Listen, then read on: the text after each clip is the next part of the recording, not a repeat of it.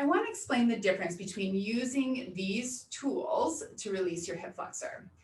Many people use a lacrosse ball or something similar in size, or a softball or something similar in size, like the hip flexor release ball or the hip hook.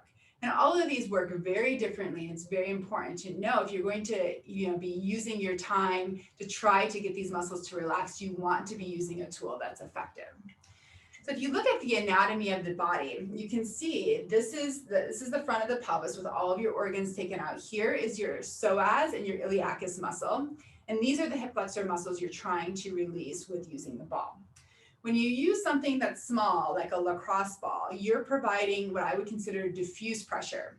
When you're putting pressure, you're lying on your stomach on top of the ball, you are putting pressure on the tissues that are around the psoas, but it's really not deep enough to actually get at the psoas or the iliacus. You might feel as though there's some, it's sore or that you're getting at something, but it's not enough pressure and not a direct, precise pressure to actually achieve the results of getting the muscle to release. Muscles respond best to direct, prolonged pressure to get that muscle to relax. So this is really just kind of getting absorbed in your abdomen. And depending on how much tissue you have here, it might not even get close to your psoas. It might be way kind of out here. If you go to a softball size, that's a little bit better because when you're pushing on, you're lying on top of it, you're actually getting a little bit deeper and you're actually pushing on the psoas muscle.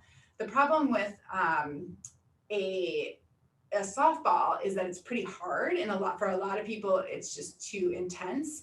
So something that is pretty firm, like the hip flexor release ball, oftentimes people enjoy that better, but that will actually press on the psoas. I don't know if you can see that here, but it will be deep enough to press on the psoas. And this is right to the inside of your pelvic bone, right inside there where you're going to be working. Now, different than both of these balls is the hip hook. Now, the hip hook has a very precise tip, right? So this tip is able to directly press on different aspects of the psoas. And this is really important because muscles, again, respond best to direct, prolonged pressure in order to get them to relax. So when you're lying on the hip hook, that tip is actually pressing directly on one aspect of the psoas.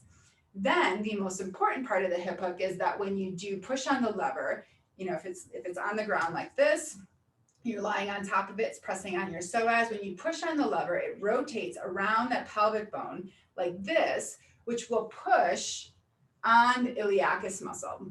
And this is really important. Iliacus muscle is the muscle that's always forgotten. Like people just don't work on this muscle, but it's huge. You can see it. It's the size of your hand.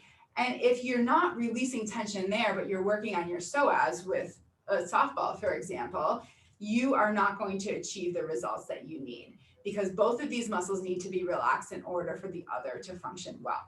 So the hip hook really is the only way to get and rotate around the pelvic bone to get at the iliacus muscle. And the hip hook is your friend when it comes to that. You can actually release both the psoas and the iliacus with the hip hook because of its direct pressure and the way that it works.